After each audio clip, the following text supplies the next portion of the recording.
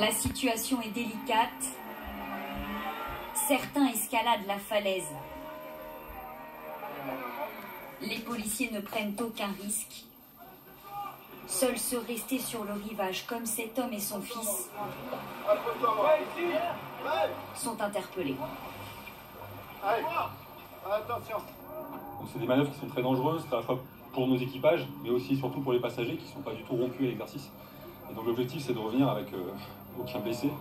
Et puis là, on ramène la Kwassa Kwassa avec le moteur, ce qui nous permettra aussi de mettre un coup à la filière. L'embarcation illégale sera détruite.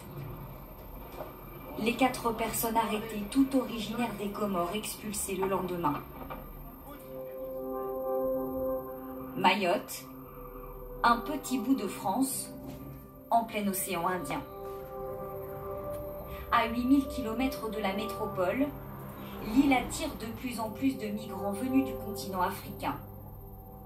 101e département français depuis 2011, une porte d'entrée vers l'Europe à 70 km des Comores et 300 km de Madagascar.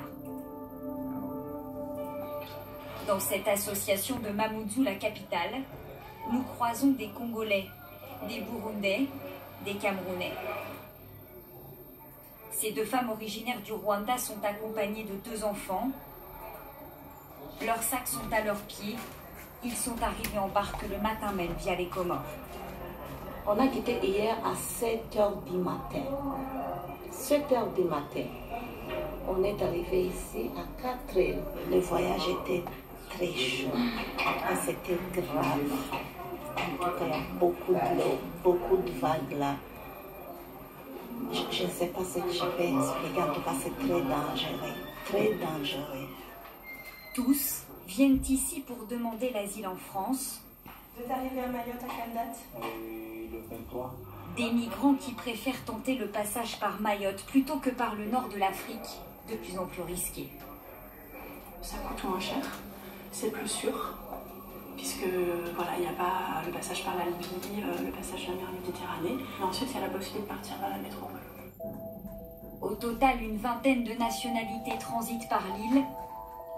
Certains, comme ces 3 hommes, viennent même du Yémen. Ils ont payé entre 3 000 et 8 000 euros pour atteindre Mayotte. Moi, je suis passé par le Soudan. Du Soudan, je suis allé à Madagascar. Et de Madagascar à Mayotte, j'ai mis 4 jours. Toutes les autres voies sont bloquées. Le Maroc s'est fermé, la Turquie s'est fermée. Comment peut-on rejoindre l'Europe? C'est impossible. Face à des arrivées clandestines quotidiennes, impossible pour la police aux frontières d'intercepter tous les bateaux. Les migrants qui parviennent à terre s'installent le plus souvent sur les hauteurs de Mamoudzou, dans ces habitations de fortune. Cet homme est originaire du Burundi. Il nous montre l'endroit où il vit. On habite ici, nous sommes un nombre de 7 personnes ici. Pas d'eau courante ni d'électricité. Dans ces quartiers, ils attendent parfois plusieurs années pour que leur demande d'asile soit traitée. 30% en moyenne obtiennent le statut de réfugié.